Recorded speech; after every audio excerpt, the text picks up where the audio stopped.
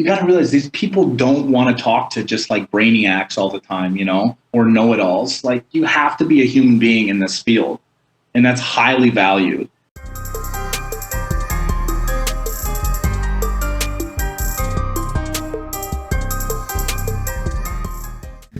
What is up, everybody? Today we are back with another one. I have on here is my good friend and classmate, Joel. And he matched into emergency medicine. And we're going to be discussing the experience and, how he went through it, any tips and tricks for you guys. So I have him introduce himself and tell us a little bit about yourself, man. What's up to whoever's listening? My name is Joel. I am a first-year resident. It's kind of crazy to say. Originally born in Chicago, raised in southeastern Wisconsin.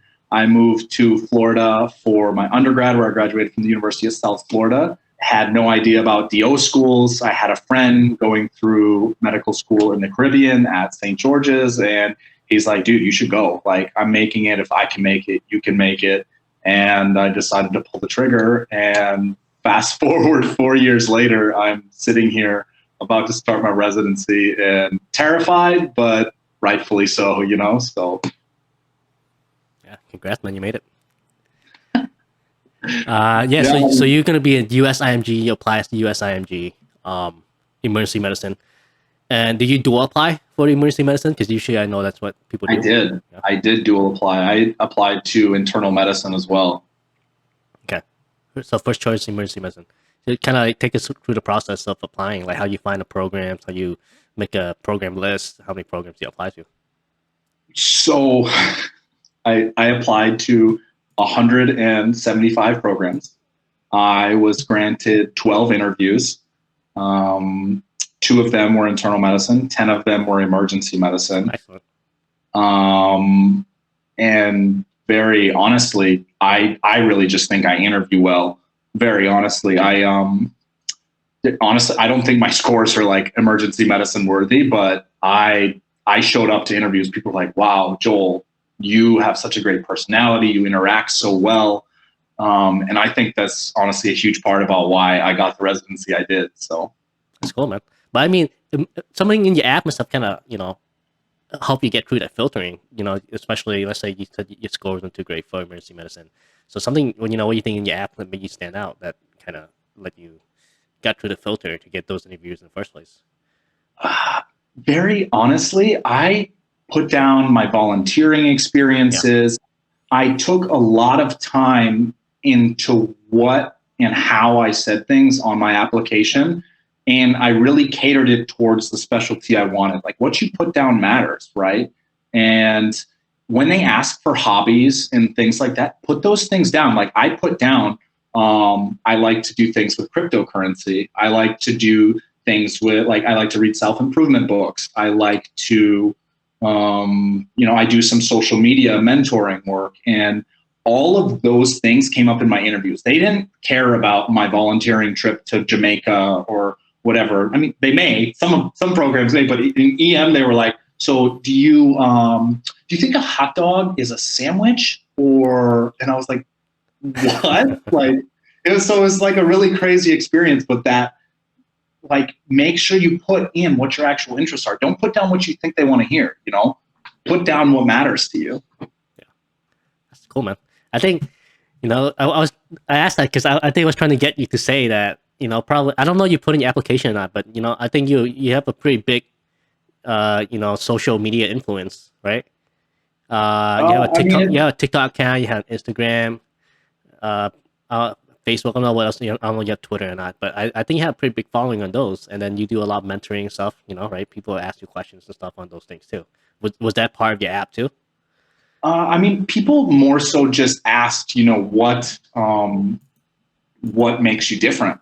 I got that question a couple times in my interviews, and I just said, I have the social media platform. I don't really do a lot of education, but as I move into residency, I'd like to do more education-based stuff because, humor can be taken in obviously different ways. It's more of a professional environment. You try to present yourself a certain way, obviously online, but it's also just a good creative outlet for me. So that honestly, I really enjoy it. And so I post on TikTok a lot and people like it. And it was a point of interest or a point of talking for, these residency programs. So Yeah, very cool. No, I think that's definitely like kind of part of it too. Just, that's kind of part of what made your app stand out. I think got you those interviews, and then after getting you through the doors, your interviewing skills also came through. You guys don't know Joel in real person. He's a very charismatic guy. Super tall, super tall guy. I still have pictures with him. So charismatic everybody guy, thinks and I'm they're sure I photo. think people who met him, I'm sure they love talking to him. So I can definitely see that. How many? What was the split between the EM and IM program you applied for with the 175? Do you remember? Was it like Yeah. 50-50 or is it mostly EM? Honestly, I feel like I applied to, it did apply broadly, but I was very specific with if these programs had taken an IMG in the last 5 to 10 years. And funny enough, the program that I matched at hasn't taken any.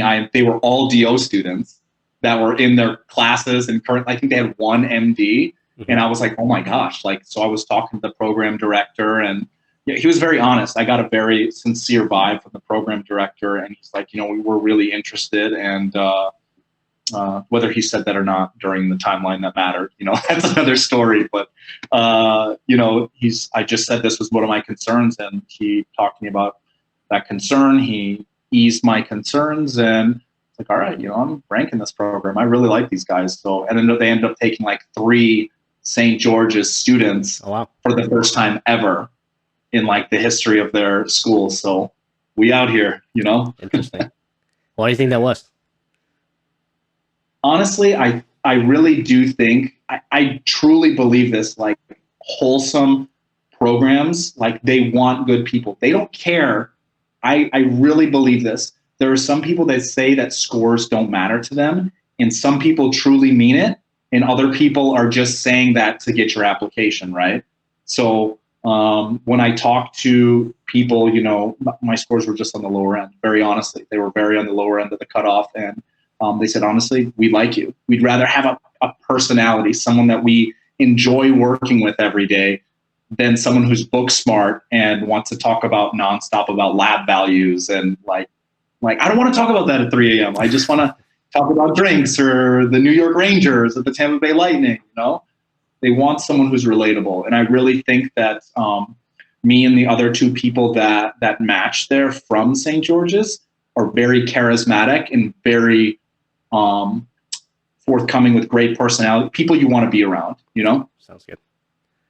I think, yeah, no, that's a good lesson, for you guys listening to this to kind of take away, because I think I talk about this in my podcast too, but a lot of the time doctors are just so involved in academia, and we just kind of grow up this whole entire time in our life for the past like 20, almost 30 years, just being immersed in studying and in textbooks, and we kind of lose the skills to like socialize with other people, and we just kind of put it in the back burners.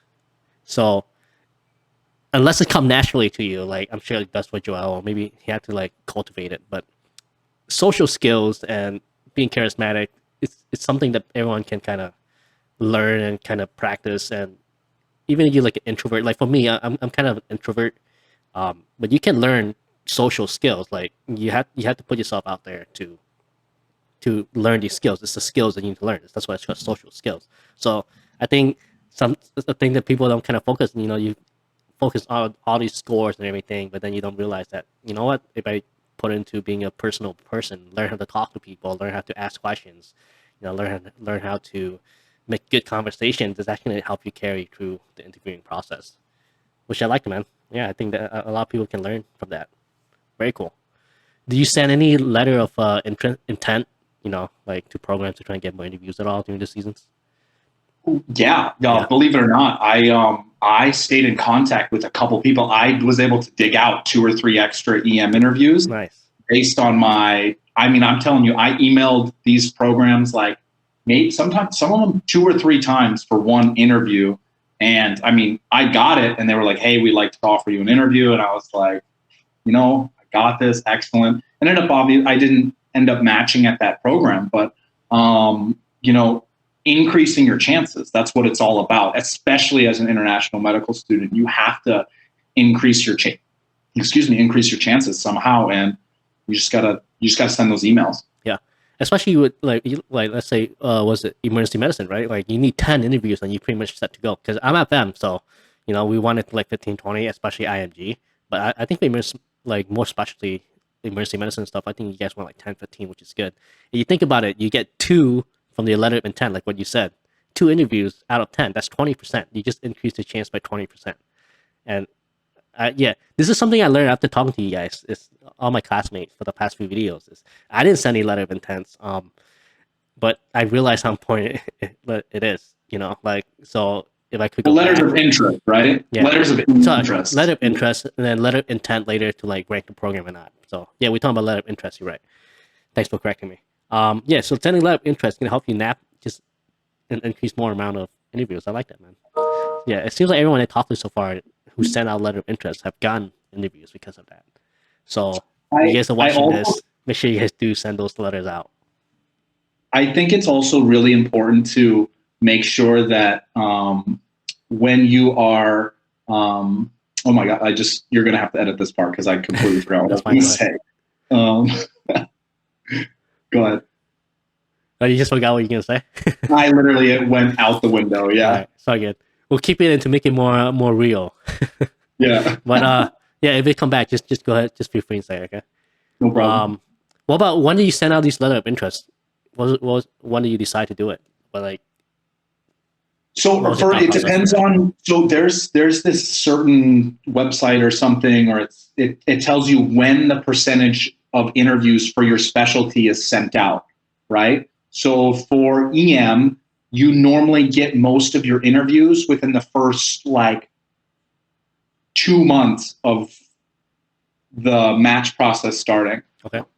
So once I started to get towards the end, right, correct, I started to send out. And I'm not going to lie. I drove to a program. I called the program. I was like, listen, I'm really interested. Is there any way I can come volunteer at your place? Like because they didn't take IMGs. Yeah. I was like, how can I get my foot in the door? And I was messaging them. I wasn't even messaging the program director, the assistant program, or the program coordinator. I was talking to their volunteering coordinator, and they ended up telling me that they talked to the program director, and the program director, I swear, called me and was like, okay, if you want to be here this bad, come to one of our Wednesday conferences. She's like, she couldn't say no. Yeah. That's awesome. I'm telling you, these are real stories. And I did a lot to get noticed by programs to match the specialty I wanted to get. Very good. Yeah, see, that's good to know. You got to do the extra stuff to get those interviews. I like that. We kind of talked about extracurriculars and already, but anything else you want to add for do you do need a lot of research and stuff, or? Very honestly, I have an unpublished paper right now that I worked on for over a year. It's kind of dead in the water. That was my one research that I tried to get done. I don't think it's going to come to fruition right now. But I tried it. I think having it on there was unfortunately you have to check the boxes sometimes. I hate research. I don't like it. And someone said, do you like research? I said, if you want me to do research or I need to do research, I will do it. Yeah. But it's very much so not something that is overly interesting to me. I'm not very academic. Same there, What about aways and audition rotations? So, in what regards? What do you want to know? Do you do a lot? Try to do a lot of aways for EMs and audition rotations. Right. So, unfortunately, from COVID, we were only allowed to do two aways. That was what we were recommended. Mm-hmm. I'm talking to some of my American co-residents now. They said, "Oh, I did 8 EM aways." Yeah. I said, "What?" And I mean, these are just the opportunities that you get, as an American student, which is important. It's great. It's, I went to SGU. That's what happens. But, it's just I did those at hospitals ahead of time. I really applied to these places early. I mean, I was emailing as early as,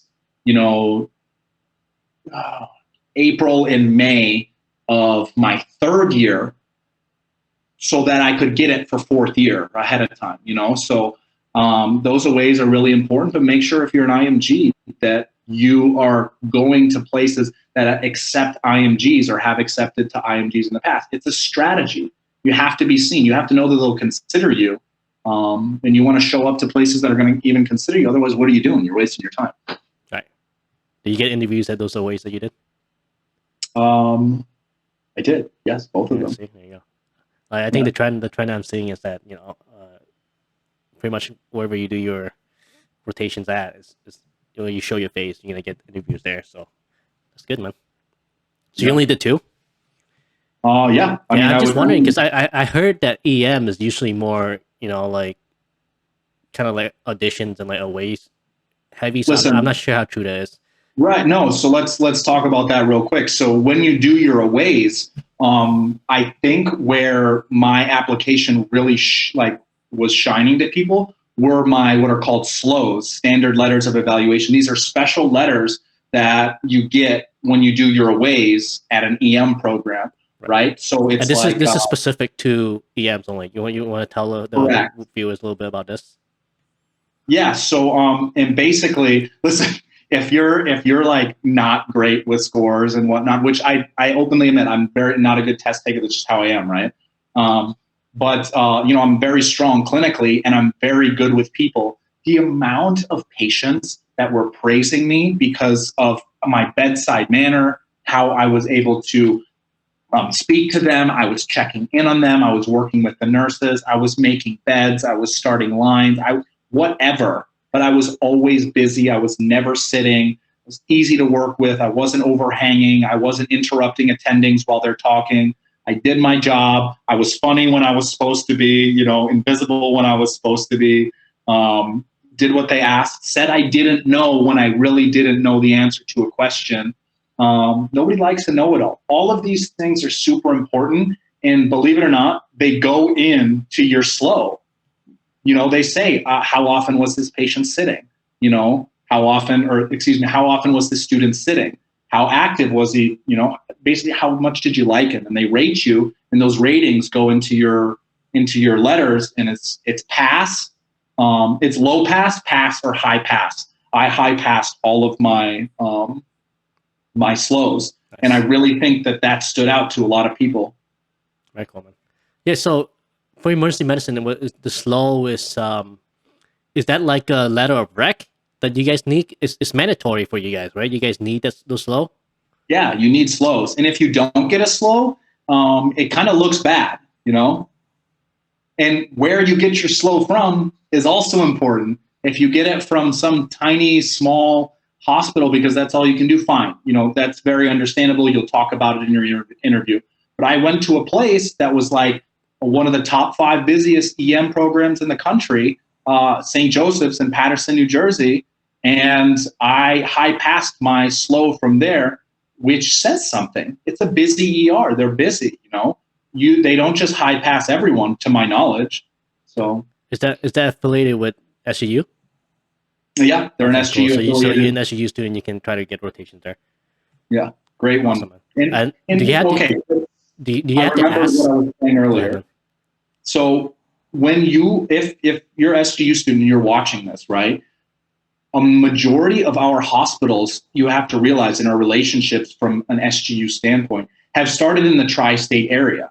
So for a long time, they've had SGU students. They know how we work. They know what we do. And I think that's a reason I matched in the tri-state area was because, I did my aways in that area too, right? So I think knowing where they're more SGU friendly is also important to where you're going to put in your applications. Right. Yeah. Heavily focused, New York, New Jersey area.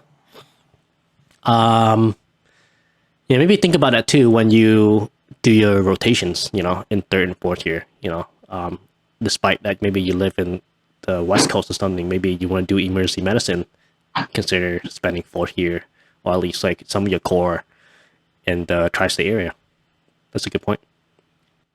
Do you have to ask for the SLO from the physician, the attending beforehand, or is that just automatically? It's kind of like a prerequisite that like you're going to get one. Basically, they ask you at the beginning of the rotation, Gotcha. will you be getting a slow from this one, from this rotation? And I mean, some people just change their minds last minute and just are doing the rotation, do it. So that does happen, yes. But like I said, it looks bad if you don't get one normally. So makes sense. What was the hardest part of the application process for you that you felt? You know, that's like in IMG. Having everyone else around you like bragging about their interviews and saying, "Oh, I got my first interview on social." Like in my humble opinion, yes, I do social media a lot, so I am on social media a lot. But you have to really, in my opinion, put up a blinder when that stuff happens because you know you can't be comparing yourself to other people. You have no idea what's in other people's applications.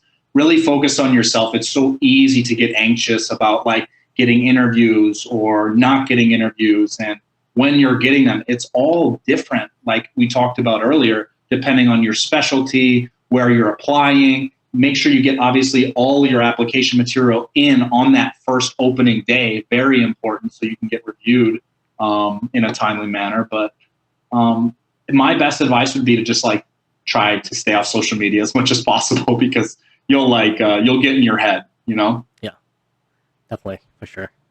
And then you said you were kind of like getting interviews like towards kind of the end of the 2 months too, so that's understandable.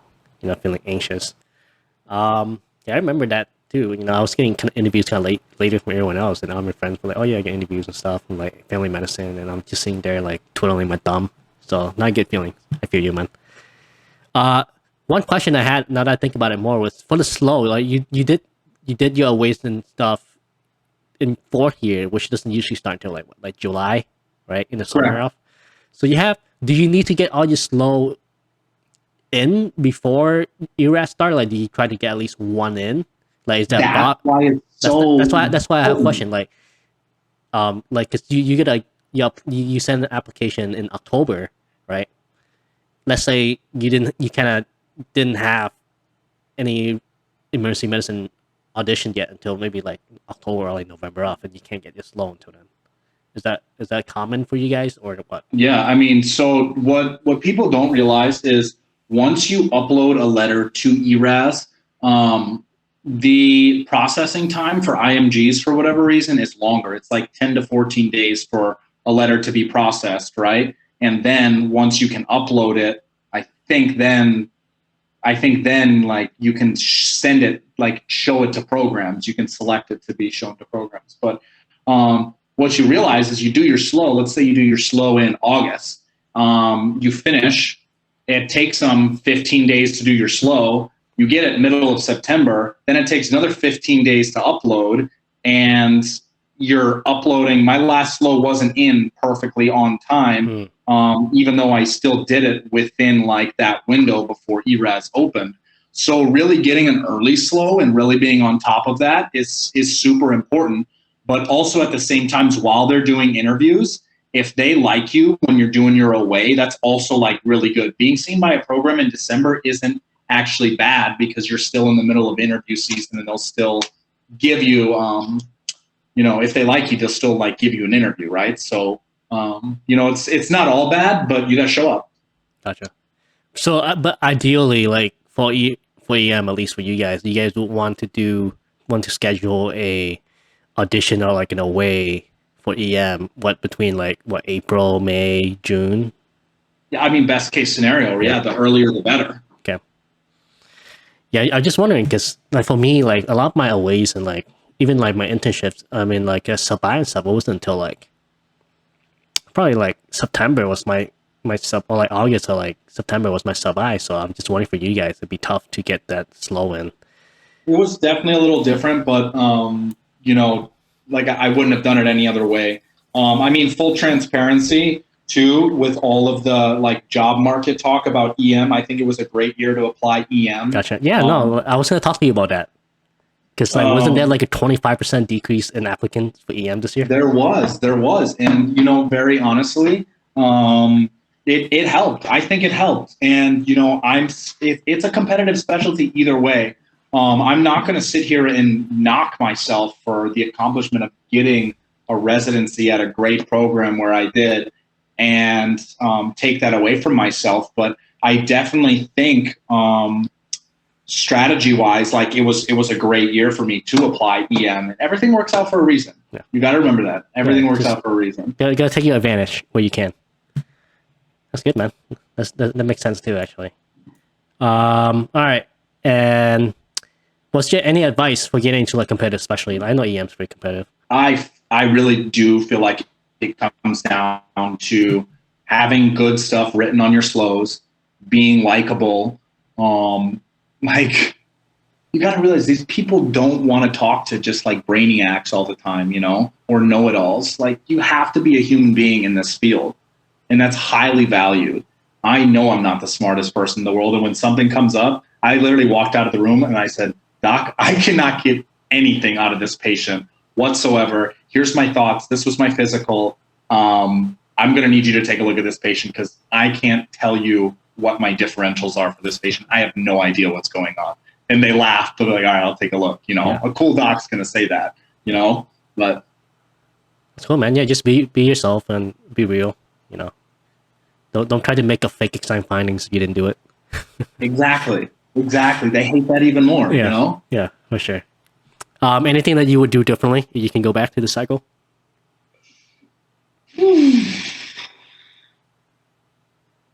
No.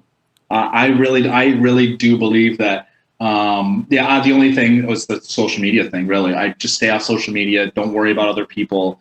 I think I sent out the appropriate amount of emails to people. I didn't hound them. I spaced my emails every 2 weeks. I ended up sending 3 emails to one program before they finally denied me. That's fine. You know, I don't care. They saw my email. That's the purpose of the email, right? To get an answer. Doesn't matter if it's a yes or no. They saw the email. And we're like, let's take a look. You want them to pull your application. That's the point of the email.